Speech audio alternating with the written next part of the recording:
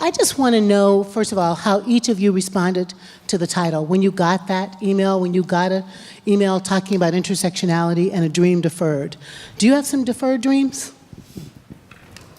Honestly, when I got the invitation to come here, I knew what we would be talking about would be substantive, and it would be about the moment that we're facing in this country, about the need for us to be pulling together, to be bringing all of ourselves and all of who we are and all of who our communities represent. And so this particular title, I feel like there is a dream that we are living into right now, which is the dream that this country has never actually embodied.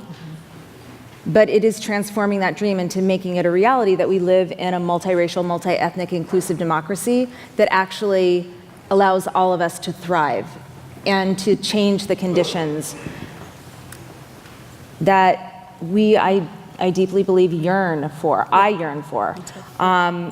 So in many ways, this feels like the hardest moment that I've lived in as an organizer. I've been organizing now for 30 years, and this period of time feels like the most, the chronic elements of oppression are nothing new. They've been exposed to some people in a different way. But I do think that the fact that our democracy itself is under siege makes this moment different. And therefore, it is even more important that these dreams of what this country could be, that we find new ways to bring it into reality. Love that. Thank you, Stosh. Sally, you got some deferred dreams? All right. Well, first of all, when I got the invite to be here, I said yes because it was from Valerie Kaur, and I do whatever Valerie tells me to do. So let's just be like super direct. Then when I saw what I was actually supposed to be here to talk about,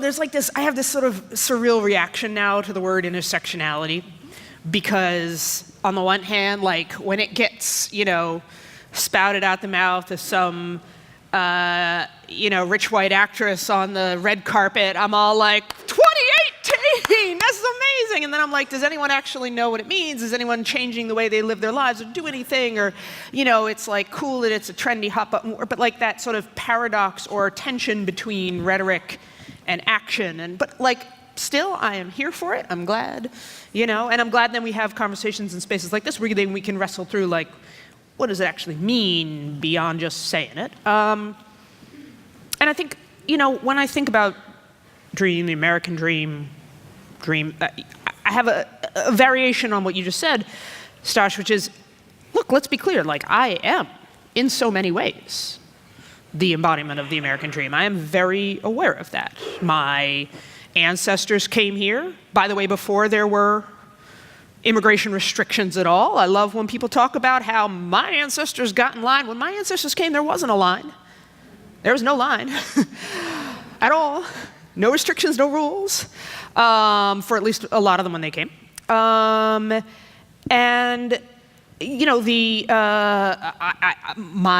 life, my progress upward has been the sort of embodiment of what we kind of hold up as the myth of what's available to everyone. But in a way, I recognize that my own achievements, my voice, my, earning power, my education, are a testament in a way to something that is not quite unreal, because I'm real, and yet I'm also this sort of dualistic illusion or sort of falseness that it can become if I'm not careful, or if I'm not responsible with my voice, my place in the world, that it can become a mistake or mistaken for the fact that everyone, in fact, has access to that dream. And so I'm aware of the duality in that, and especially in this moment in history, where I feel like for so many more people, we had this again, it's always a combination of illusion and reality, right? The arc of history is long, but it bends toward justice, but imperfectly, but yet still, there is no question that America is a better place today for more people than it was 100, 200 years ago, and yet we have not made enough progress, and there's always backsliding, and so we're always in this dualistic tension. And in this moment, the dream is crumbling faster, more furiously for so many. And yet here I still am, with all that same power and privilege. So what does that then mean? How do I not get burdened down by the guilt or that guilt is like such a navel-gazing, unhelpful feeling. But instead think about responsibility. What do you do with that? Thanks, Sally. Angel? Here I go. Please. So the dream for me was, I think it's a dream that, Here, wait, can I adjust your mic a little? yes? Okay, hang on. I'm gonna put it a She's little the closer to official your, I'm gonna adjuster. put it a little closer to your mouth. There you Yeah, go. Okay, got go, it? try it now. There we How's go. that? Yeah, good, okay. So likewise, the invitation came from Jackie and Who you'll also, people do what I say. Oh, I'm just saying. I'm just Where's saying. Valerie so I can right? tease her? Yeah, that's right. That's right. Two divas telling So people what to do. there was no question that I was coming, and so the title of the panel in particular, I hold this persistent sense of it is a dream that must be deferred until it is a dream that is a dream for all. And it has never been a dream for all. I don't even believe there's a myth that it was supposed to be for all. I think your ancestors did cross a line. It was the line of the peoples that were here before. It was the line of the Mexican people's border that existed before we decided that a border didn't exist, and we moved it and then said they couldn't cross back over their own border. And so we did cross lines, and that dream for me, it's never something that I held as that was for me. Like never, ever. And when I look at people that I know, I believe that we thrive and we accomplish and we make our way despite the structures of this society, not because of it. And so I hold that sense of it is a dream deferred, as in it must be deferred, that we have a responsibility, those of us that have access, that have some privilege, that have some capacity, some leverage, that it is a dream that we must defer while we create the conditions in which it is a dream that is in fact made for all of us. And I call that idea a new America. That we can't continue to try to build on the foundation of something that was never meant for us. And in some ways, there's some level of trauma that's visited upon us to kind of try to take in this schizophrenic place of like, oh, but it's for all of us, and oh, but it's not, but it is, but it's not. It's like, no, it actually just wasn't. I'll just let you say that this was actually built for the you that is trying to hold on to it so desperately now. It was built for you. So let's stop that conversation and have the conversation that invites us all. That's beautiful, Angel. So in a way, are you saying that dream needs to be deferred and we need to make a new one? Something like a new one that is a new America, that is space for all of us? That's it. Yeah, that's exactly right. Yeah. We need to reimagine that dream in a way that actually has space for everyone. It includes everyone. The laws are written so that it includes everyone, rather than us scraping and clawing our way to try to get into something that was not designed for you. And it wasn't designed for you in ways, and it wasn't designed for me in many ways. It wasn't designed, actually, when you start adding it up, from a lot of people in this room, I would say probably a good half of 60% of you, for whether you are female-bodied, or you are queer, or you are black, or you are brown, or you are Jewish, or you are Muslim, that this dream was actually not, that the foundation of the country was not designed for you. And so what we spend our time doing is trying to force our way into this place, insisting that it was meant for all of us. And I think that we can pivot and put our attention on what we want to grow, right, than what we want to try to pull over to us. That's right. That's beautiful. I'm so excited to have the three of you here, because I feel like we could talk for 20 hours about all the borders we're on. Yeah.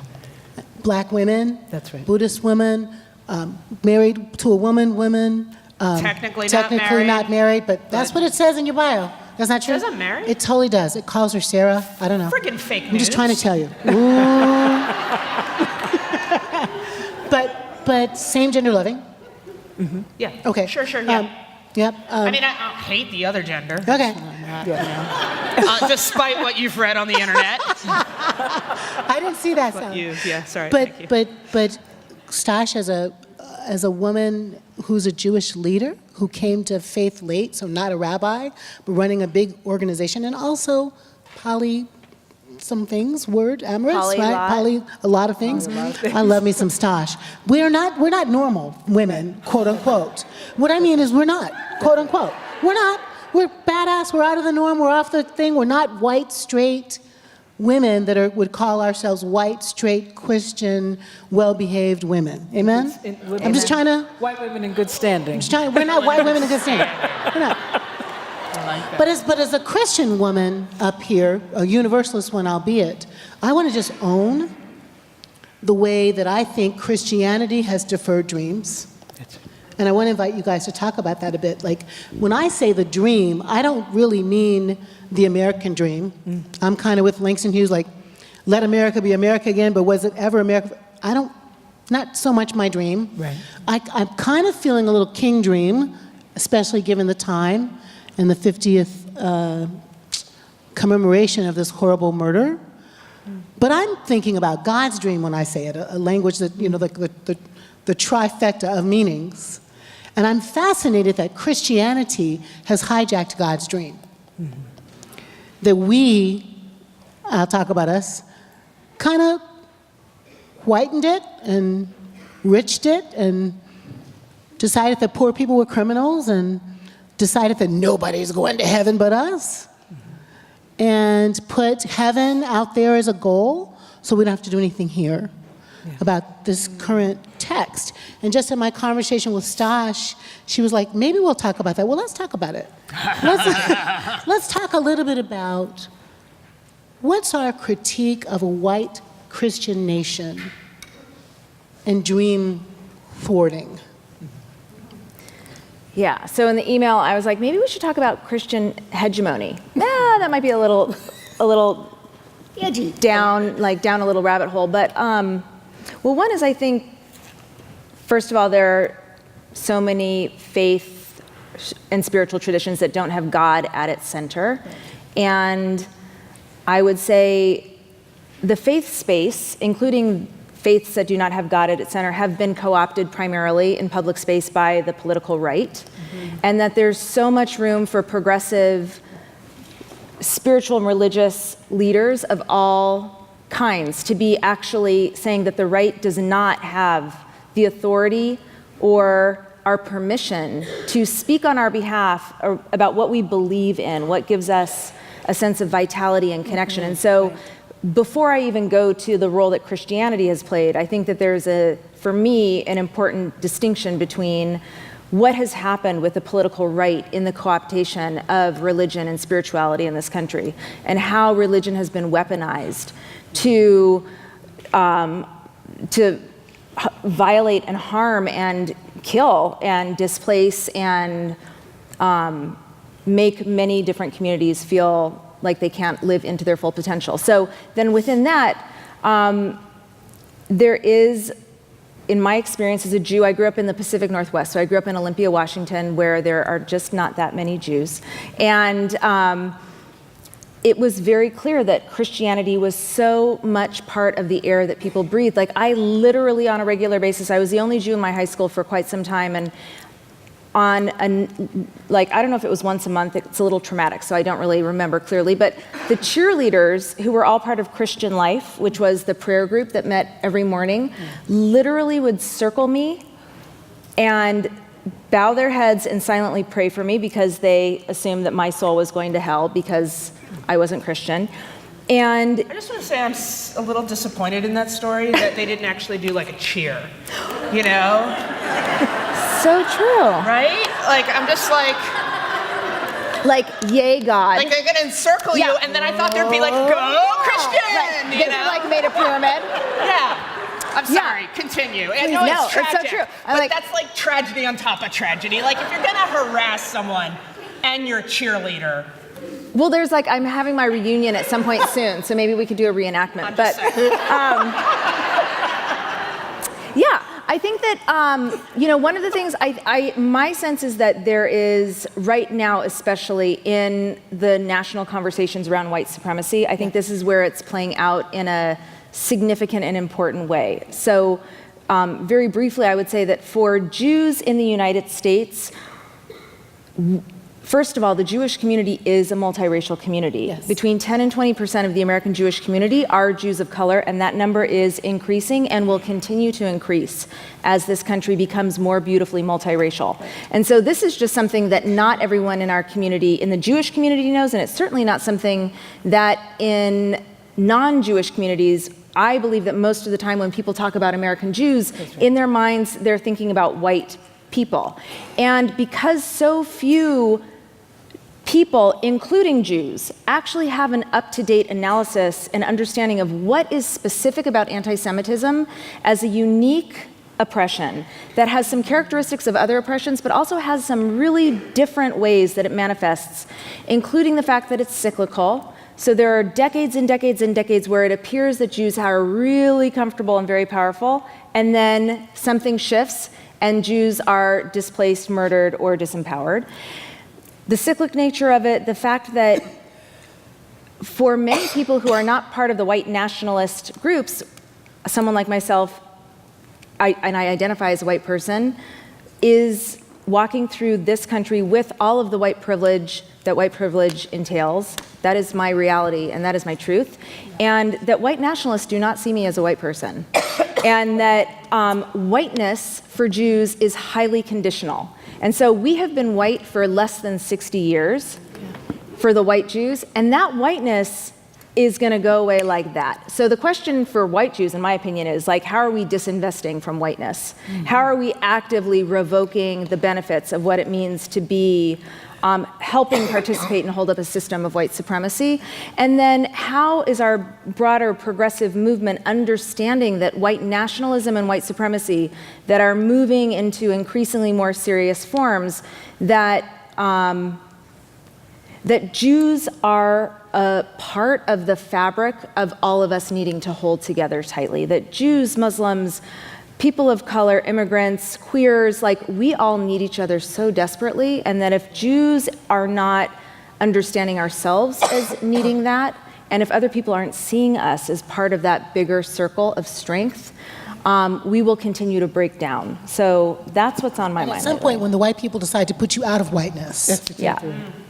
you won't have allies. You won't have a community. Right. And just by the way, I did not know that the Jews were white until about a year ago. So I've been asking all my Jewish friends, when did the Jews become white? And I mean, I'm not kidding. But something happened, and you're saying that that's a moment in time, that's an identity that can be fleeting. Is that right? Yeah. Okay. Angel? Yeah, I grew up in New York, so Jews weren't white to me until like fairly recently. Yeah. I went to other places in the country, and I was like, oh, what? Like, you need to go back to New York, because Jews are Jews in New York, and Jews are like something different. And so that was a very strange experience for me to come into that realization. And I'm glad you named it, Stosh. One of the things about our faith movements is we have, in fact, centered out of Christianity around also God-centered faiths and spiritualities. And even when we talk about faith, I'm like, faith, Buddhist, yeah, not really. Right, so even interfaith always has a little bit of like a for me. Yeah, like a theism, right? And so it's theistic, and I think it's going to be very difficult for us to not continue to abdicate to the hegemony if we also don't learn how to speak in a way that is not theistic centered when we're talking about multi-faith, multi-racial, multi-everything movements. If we're not allowing for the fact, it's like, we're multi-faith and everybody's welcome, oh no, yeah, you all too. right? That do it like a different way. Like the drop-down box on the petition. Exactly, that you right. mentioned to us. That's exactly right. And Y'all. yeah, and other. So she's talking about I was filling out, it was like there was a question asking for faith leaders to sign on to a petition of something, and it, and it said, what kind of denomination, and it had, Universalist, and it had Jewish, and it had Muslim, and then I was like looking, and I was like, oh, the Buddhists have been relegated to the other, and I'm sure it was an oversight, but it's an oversight that we can't, to what Stosh is saying, we actually can't afford to make.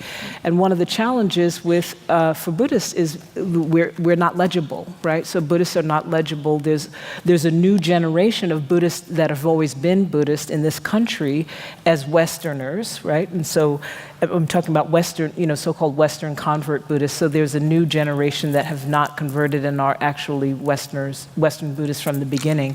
But for the rest of us, we can disappear, right? And so any given day, any given Sunday, somebody's going to think I'm Christian. Any given Sunday, somebody's going to think my Jewish Buddhist friends are Jewish, religiously Jewish rather than culturally Buddhist, culturally Jewish, but religiously or spiritually Buddhist.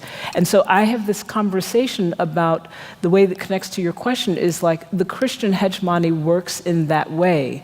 And it works also in a way in which we then abdicate the location of Christianity or Buddhism or whatever by saying progressive Christianity and progressive Buddhism, which is to say that's still capitulating to the right and saying like they own what's Christianity and then we get the other thing, which is progressive. We take this little slice off of it, it's like a piece of our toe, right? And so for me, my conversation in the Buddhist community, in the yoga communities, and spiritual, Eastern-rooted spiritual communities, is to actually not say that, is to reframe that what it means to be Buddhist is to actually situate oneself in love and justice. That what it means to be a yogic practitioner is to situate oneself in this place that creates more space, that sees the humanity of people in the face of their sometimes atrocious behaviors, all the range of things, and that that I'm not giving up not a single inch to right-leaning conversations or interpretations of Buddhism that would have us be this, the Sweden of religions where we're not involved and we don't say anything and we're just kind of like out here with our wisdom and our compassion that is untouched by anything, anyway, gazing at our navels. And I'm like, absolutely not. I refuse to give up that space. And I think that we should all refuse to give up the space within our spiritual and faith traditions by calling our expression the progressive expression. It is the expression. It is the expression that Jesus intended. It is the expression of Moses. It is the expression of Jesus. It is the expression of the Buddha. They were all renegades that were explicitly political. They were explicitly progressive. We own that space. Let them say they're doing the right version of it. Awesome. Fantastic. Thank you. Sally, you used to hang with the Fox people. Did you? I'm just giving back your. It's true. Yeah. But so, do you claim a faith space? And did you have a conversion from rightness to leftness, or? No. Well, to be clear, when I worked at Fox News, I was still a lefty. You were still a lefty? Cool. Were you an interloper? And still Jewish, or Jew-ish. Anyway. I sort of want to say something about this sort of religion thing, and then something else adjacent. But so I grew up Jewish. I mean, that's basically accurate. Kohn means priest, right? You know what? It turns out I'm not an actual Kohen. Oh. I found this out fairly late in life after walking around thinking I was so Something special. basically pretty high up in the Jewish ranking of whatever the hell that means, and then I realized no, we were just the Kanofskis. We got changed to Kohn. Okay. So no, not royalty at all. When I was a kid growing up in Allentown, Pennsylvania, my dad is the more sort of religious of my two parents. My my mom is sort of deeply anti-organized religion, but for whatever reason, because my dad doesn't get his way in most anything, but on this one, like, I went to Hebrew school, we went to synagogue, sort of Reform synagogue, and so growing up until kind of late high school, my image of Christianity in totem was entirely shaped by what I had learned and been taught about the civil rights movement. And so I saw Christianity as two things. A voice for justice. Amen. And the marginalized, and for equality and righteousness, and things, by the way, that we were not talking about in my synagogue. And two, they didn't go to Hebrew school, they got to march in the streets, and that seemed like way more fun. So in my mind, literally until about high school, I was like, Christians are dope. Like, this is cool. And then I came out, and I was like, oh, there's this other side to this Christian thing, right? And what I came to realize, to be honest, and I watch the same thing happen now in conversations about Islam, is that we tend to divorce religion and faith and belief from politics and political context. Right. And historical moment and historiosity and the way that the moment and the times and the elites and the leaders use, manipulate, contort, and also that faith leaders themselves are shaped by and affected by politics and so it allows me to maintain an essential hopefulness in the potential of anything. I mean, just like any of us, right? I mean, this is the core point of my book: is we all have the potential to do great good and great bad. We all have the potential to be hateful. We all have the potential to be loving and kind. And I believe the same is true of any and all spiritual practices. And we've seen that throughout history, and we see it still today. You know, the other thing I was thinking about, I just want to go back to something Angel was saying about sort of institutions and when the dream is not created for you, and you go and sort of force yourself into the dream versus reconstructing it. I felt this way, specifically vis-a-vis, because you asked about marriage. I felt this way about marriage. I was not someone who thought, as like, you know, when I was a baby activist, my baby activism was in the queer rights movement. That sounds really wrong, doesn't it, to say that? But anyway, whatever. Some of you got that joke. It's okay. And I was like, thank you. And I was like, well, this is the wrong thing to be pushing for, right? Like, the state should not be recognizing certain families as good families and inside the box, and all the other families are out, right? We should recognize family functions, not forms. And the state should, you know, within that, like, listen, if I want to give my Social Security benefits to my partner, I want to give them to you. What the hell does the state care? What's the state? You know, it's not their business. But that is where I'm essentially a bit libertarian on this front. But instead, what the gay rights movement kind of did in making that choice, and this was an elitist choice in a way, was to play into an existing sort of framework of, all right, this is the game, these are the norms, this is the hegemony of family and goodness and in-groups and out-groups, and as it exists, and that form here in this case is marriage. And what we're going to do is we're going to add gay people to it. We're not going to fundamentally change the way that our country, our government, says some families are good and some families are bad. Some kinds of relationships are good, some are bad, some are, right? We're just going to add ourselves to it. Right. And I have to say, this is the paradox. Yeah. And it goes back to the paradox. On the one hand, I thought that was, I can't curse in church, but that was a messed up political choice, tactically. Right.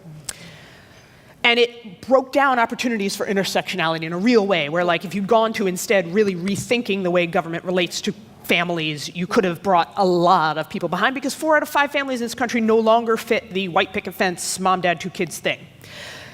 That being said, I'm going to be honest. When marriage equality finally passed in the Supreme Court, when they finally ruled, I cried, right? It felt like it mattered. And I'm watching the way it changes faith institutions. I was damn grateful every congregation that came out in support of marriage equality, even though I didn't think it was the right agenda. Right. I'm still blown away every time, and I will tell you, every time a conservative, even a right-wing friend, calls my partner my wife, and I have to be all, no. But that's interesting, right? Like that they go right there, Yeah. right? And so on the one hand, right, it is not straightforward how we get there. And even though I didn't think it was the right path, I'm still heartened. And I wrestle with that. Again, I'm sorry I come back to the duality. I wrestle with the tension. I love that. Just like I That's wrestle with great. the tensions in religion. That's great. That's so good. And I want to use that as a segue to just take us another space, because this is hot. We can stay here forever. But I'm thinking about, so we wanted to do this panel, and we decided not to call it intersectionality, because there's some kind of wonderfulness in intersectionality, tension, and there's some kind of like problematic in intentionality. Yeah. So therefore we were clever and didn't call it that, though that's what we wanted to talk about a little bit. Meaning, so we did religion, you know, we can do race, we can do our sexuality, we can do what it means to be a family, economic, all of these things that cross over and make us crazy. I think fundamentally, the way Stosh helped to think about this question is sort of, what does it mean to be American? Like, who's American? So if we want to get at the title of the topic, like, that's got to do with Jews and Muslims, immigrants, women. Are blacks really American? Really? Black Lives Matter helps us to think about that. So could you just kind of wax brilliant for us on how is the American question the question for you, and what does that have to do with how we work together in the shared Venn diagram spaces, by which we mean intersectionality, though that's a problem, right? So American and Venn diagram. Who wants to go first, Stosh? I'm sorry, who wants to go first? Angel. Angel, you want to go? No? Okay, Stosh, will you go? I'd love to go. Thank you. Great. Well, I just want to go back to what Angel was saying at the beginning, which is I also agree. This country was intended to be a country of opportunity for a certain subset, a small subset of human beings that this country is so much more and so much greater than that subset of individuals. And from its founding, my belief is that this country has always been in a struggle of who is an American, whether that's been the overt or implicit question that undergirds every bit of policy, culture, who's on the margins, who's dominant, who's seen, who's not seen. And as our country has progressed and as these decades and centuries have moved forward, we're still grappling with the same question of ultimately, I mean, it now sounds so obvious, but Black Lives Matter is this question. Right, yes it is. It is this question. Who gets to count? Who actually gets to live? Who gets to be waking up and not wondering whether they're going to come home or not? And Which child gets to just drive around and not have to be taught by their parents how to survive a traffic stop? absolutely, absolutely. And so, to me, at this point in time, right now, this is a moment in history because conditions are so overt now for so many more people. It's not necessarily that conditions have changed so radically for some people, but I think the national conversation has shifted. And what that actually means is that we now get to collectively define who is an American and really, really radically expand. First of all, that question is the wrong question. It's who gets to be a free human, who gets to live safely and with dignity, and who has the opportunity to thrive. And to me, well, I'm going to just pause there and turn it over to you guys, and then I'll come back if there's anything more. So I just want to note that the idea that the country wasn't built for certain people is not it's not a theoretical idea, that this was legal, right? And so There was at some point in which we naturalized everyone to be a so-called American after the formation of America. So for the people that wonder, right, it's like, this is not just like, oh, we're just sort of coming up with this idea that is loose and hanging somewhere. At some point, it was said that you had to be a free white Christian in good standing, a free white Christian in good standing, right? And so that's who America was built for, and everything that was built on top of it. And all the other things are literally amendments, right? They're amendments to the fundamental idea. And what we are grappling with, I think, in this time, in this country, is this fundamental question of who gets to be an American,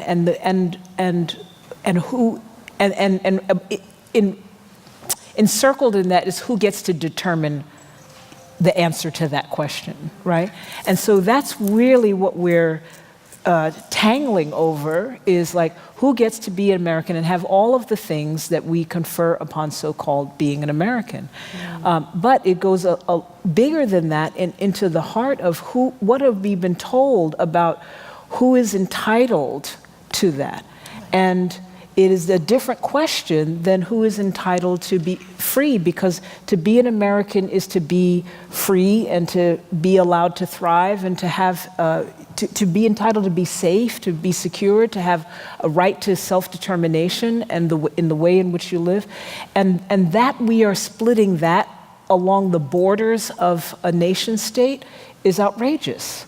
And so we keep having these conversations around American, not American, immigrant, not immigrant, when, to Stosh's point, what we should be having is a conversation about the thriving of human beings and how it is that we are relating to the thrivings of human beings and allowing human beings to be in the full expression of themselves, of their ways of being, of how they love, of who they love, of what they want to, how they want to dance, how they want to sing, how they want to praise or worship or not, all of those things. And that's really what we're contending with. And if we don't understand that we're contending with that rather than merely the question of so-called citizenship, really tightly written, then we allow ourselves to be drawn into the wrong conversation.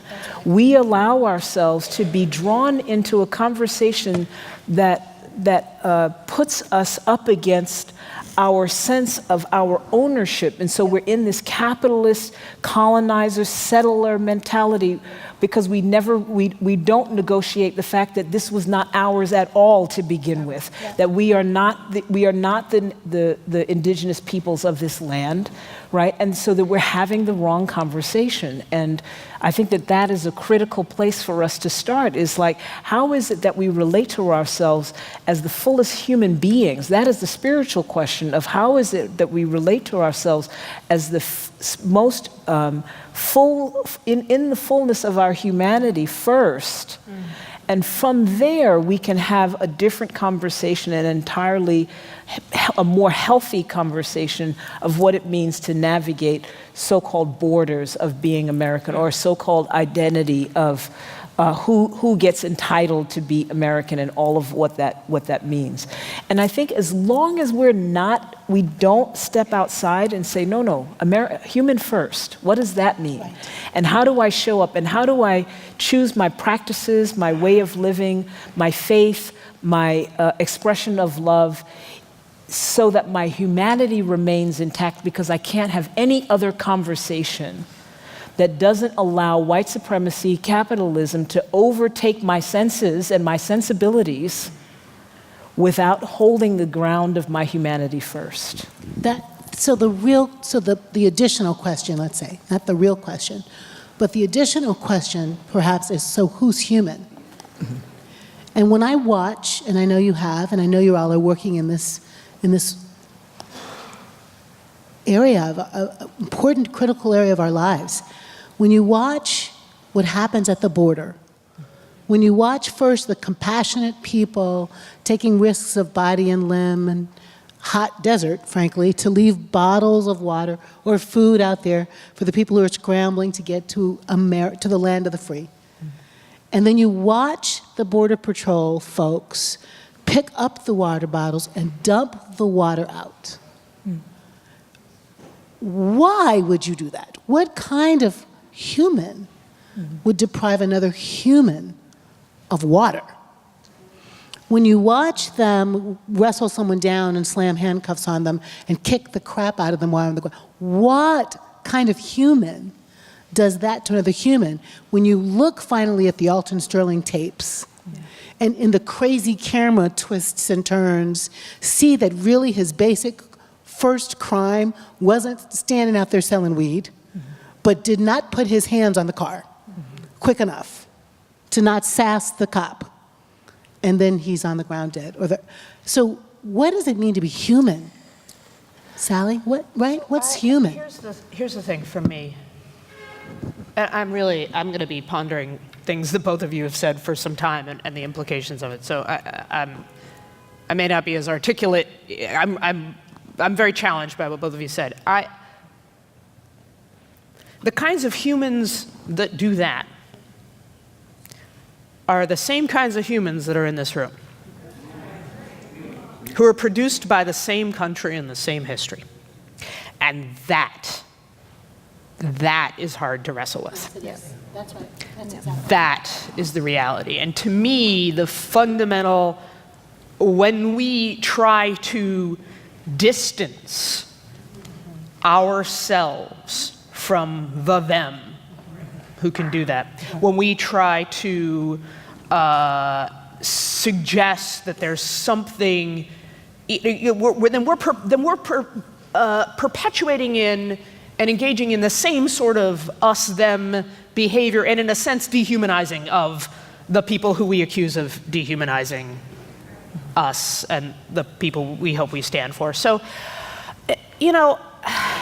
again, to me, the essential tension of being an American, I think, and I'll answer it from that place so we could extrapolate it to being a human in someone on this planet, in this moment, in this history, is the history of our country is undeniable.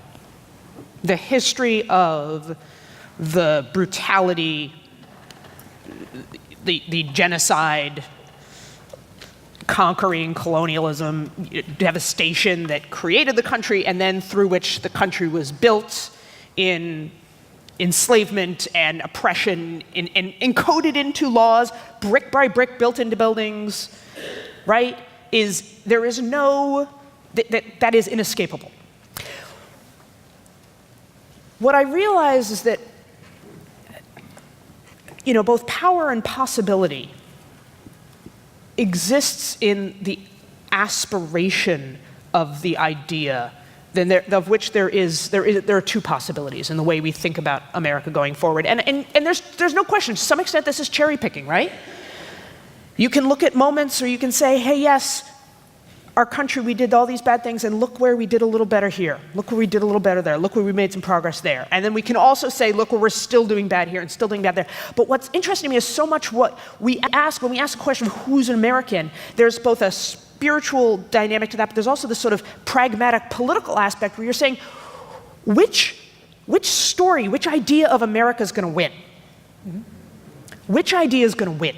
And so is it the idea of Americanness, which we can say, rightfully, has always meant, in actual matter of fact in history, superiority? In general, the idea that certain people on this earth are better than others, right? American exceptionalism, white supremacy, colonialists is better than natives. I mean, all of that. Is it that story of America? That idea of Americanness? Or is it the idea that I know we also hold and can point to from moments of our history, moments of our aspiration, that we still never quite perfectly lived up to, but of Americanness as the idea that we all have opportunity, that we all have possibility, that we all have promise, right? That out of many can become one, right? The idea that there is no other democracy, no other experiment, imperfect though we are, where so many people have come together to try and forge something that is bigger and better than all of us, even though we completely continue to mess it up. But the possibility, I continue to contest for, I don't want to, just like you don't want to say, hey, we're progressive religion X, right? I don't want to marginalize my version of what America can be. I love that, Sally. I want to fight for I hear that. that ideal. I hear that. And I want to go back to human, not to sort of undermine your thought there, but I want to go back to human to sort of make a point, I guess, maybe, and then keep us talking. And the point I would want to make, like I say, what kind of human does that to another human? That's still my question. Can I say something about Yeah, that? please. I think that it's I think to your point, I think it is the humans there and the humans there. Here, I think it is the human beings that whenever we don't reconcile the truth, right? Yes. When we don't reconcile those two stories of the dream deferred and the dream that is possible, when we don't reconcile our founding in genocide, in slavery, in the theft of land, the theft of peoples, when we don't reconcile our wealth with someone else's poverty, when we don't reconcile our privilege with someone else's burden, when we don't reconcile our access, our material resources, our gain with someone else's loss, and to know that this system is inextricably tied up in such a way that we can't live separate from those things, that we can't live separate from this. And if we can't reconcile those, then we can't be redeemed. Yes. And if we can't be redeemed, then we leave ourselves available to the degradation of our humanity. To corruption, right? To corruption. Yeah. That's really that's well who said. that's who what I'm does trying it. to Whether say. they're That's out there better. not Yeah. pouring Right. out That's the better. water, Yeah. or whether we're in here and we're piously, enjoying the progressive left conversation, and then we go out and we commit injustice in the Right. way that we see and speak to each other on the street, and the way in which we navigate our bank account, and the way in which every single way. thing. And so, yes, we're in there and out there, and those two stories need to be reconciled individually and collectively in order for us to relocate our humanity and to allow that possibility to come forth. And just to thank you, Angel. That's really so much better said than this girl was trying to say it. No, really, because I'm in a do loop in my head about it, and you really helped me to get out of it. I was trying to go human see humans. That's what I was trying to do. That what makes us human is the other humans. Mm-hmm. What makes us human is the humanity of the other, and it doesn't really work out loud as it works well in my head. Like trying to evoke King a little bit of like, are we going to thingify each other? That's right. Or are we going to humanify each other? You know what I mean? In a way that really my humanity is tied up in your humanity. If you're an object, Right. If you're an object, I can stomp on you and beat you. If you're an object, I can deny your rights to marry and love. If you're an object, I can, But I'm saying if you're an object, then I'm an object. That's what I'm. And that, right? If you're an object, I'm an object. And if I'm a human, you're a human. That's exactly That's right. the loop. That's right. We actually create the humanity in each other when when we treat each other like humans. Yes. And also the loop the other way. That's right. It is a thought. That's and right. Sally, I'm just going to let you sit with that for a second while I ask another question. Okay. So I want us to get to some of the things you're doing, because you're doing such good things. I wonder if you could give us some stories of, each of you one really just beautiful story of, and here's how we're doing that. Here's how we're being human together. Or here's how my group, my world, my talk, my comedy, my book, my study, my practice. Here's how we're humanizing the stranger. Can you tell us each a story? Each of you tell a story. Sally, you go first, because I made you stop. Can you go first? Talk about your book a little bit. Tell us a little bit about that. On the one hand, gosh, I'm in a really dualistic place today. It's lack of sleep. It's lack of sleep. I know. I know. I like the oneness. I might corner. the oneness. Yeah. Right? So, one of the things I did for my book, in trying to understand the hate that I and we have wrestled with, is I spent time with ex-neo-Nazis and former terrorists and people who'd participated in genocides to try and understand the unimaginable transformations they'd made.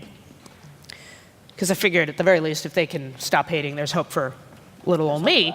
But, and it is, and again, it's so tempting, right, to distance ourselves and to write a story that says, oh, okay, that kind of extreme awfulness is inhuman in a way. And I want to be very, very clear, right? The research shows and the history shows that part of what leads to something like genocide is, in fact, explicit dehumanization. And it's why we should be so worried about the rhetoric right now that's happening in our country, where we very explicitly dehumanize people of color, immigrants, Muslims, et cetera. So there is a connection. But one of the things that sort of took my breath away was talking to a philosopher named Elizabeth Minnick, who studies genocides and mass atrocities. And she said, the thing about mass atrocities is that they're mass atrocities because the masses of people participate in them. It's not just a few psychopaths. There aren't enough psychopaths in Germany or Serbia or Rwanda. Wouldn't have happened. You wouldn't have had genocides. It requires mass participation. And again, I think it goes back to the thing you're talking about, where you situate yourselves in a history and in a dynamic and in a, right? And we, just like we have to recognize that, you know, there is religion that does bad and religion that does good, and they are both religion. You can't just say that's not religion or that's not, like, the potential for good and evil exists in all institutions, in all our and in us. And I will say I continue to be blown away. I also continue to be blown away that I went to Rwanda and watched people I wouldn't have believed it. I'd read it on paper.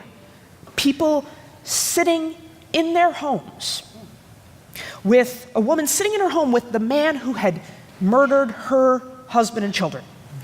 Now, I do not think I have the capacity for that kind of forgiveness and grace. I do not think I do. I am blown away that human beings do, and that we have that capacity for kindness and love in the midst of heart and all the tensions and realities, and that she can sit and hold those tensions. We have to figure out how I love your point of reconciling them to be able to somehow move forward in a better way as humanity and as people in the world. That's such a good story, and I can't wait to read your book. Thank you. You'll sign my copy back there. Will We do. have book signings. Book signings are happening. Angel, do you want to go? Sure. Yeah. So out of the book that I wrote, Radical Dharma, I feel like, there's some of the work is obvious. It has a lens of it that speaks to Buddhists specifically and Eastern spirituality and to activists specifically. But I feel like the important work that I'm doing is to actually invite people of other traditions and lineages and faiths into the notion of, like, what does radical Dharma look like in your lens? So what is a Jewish radical Dharma, and what is a Christian radical Dharma? And that is to say, what is the truth? What is the whole truth that there is something missing from currently, unexpressed, unattended, unseen, unnamed, that will bring about a more complete truth for your lineage, for your faith, for your practice, for your reality? What is it that each of us, what is it that we leave behind? Individually, but also in our faith traditions, in our spiritual traditions, in our communities, in how we are living and how we are loving. What is it that we leave cut off that allows us to participate in the masses in such a way that our humanity is undermined? And so radical Dharma is, for me, that's really the real work of radical Dharma beyond the book. And my story about that is I got to speak at with the Center for Action and Contemplation at a big Christian conference. And so they brought this Buddhist up with a big Christian conference with Father Richard Rohr and leading it. CAC in the house? And Mirabai Starr, yay. And the beauty for me, and I want to say healing in a way that I couldn't quite have predicted, was to, be on the stage doing my thing and recognizing myself as like, the different category up there, and ending and having a line, the longest line, that I have ever seen of people waiting, mostly white men that wanted to hug me. And I stood, my partner kept trying to like pull me away to eat, and I refused. The white men that stood toe to toe with me with tears running down their face and would just hug. And I introvert, and the whole I don't think Buddhists are kind of late to the hugging thing. So Christians like hug each other and touch each other. So I had to work with this, but it was it's like a very different story than having somebody that has killed your family in your home. But for me, this was this in deep reconciliation of my relationship, and it's where I decided that I'm not going to abdicate Christianity to the right. That here were these people that were willing to be moved. Some of them said, I fought tooth and nail as you spoke, and then I arrived someplace different. And so for me, that radical Dharma, that whole truth, that allowing myself to be in a space in which I can unabashedly stand with white men that at some other point in my life I would have been like, what are you doing over here? And unabashedly love them, and not only does it not take anything away from me, that it generates something, it creates a bigger field of love that makes space for us all. Oh, gorgeous, gorgeous.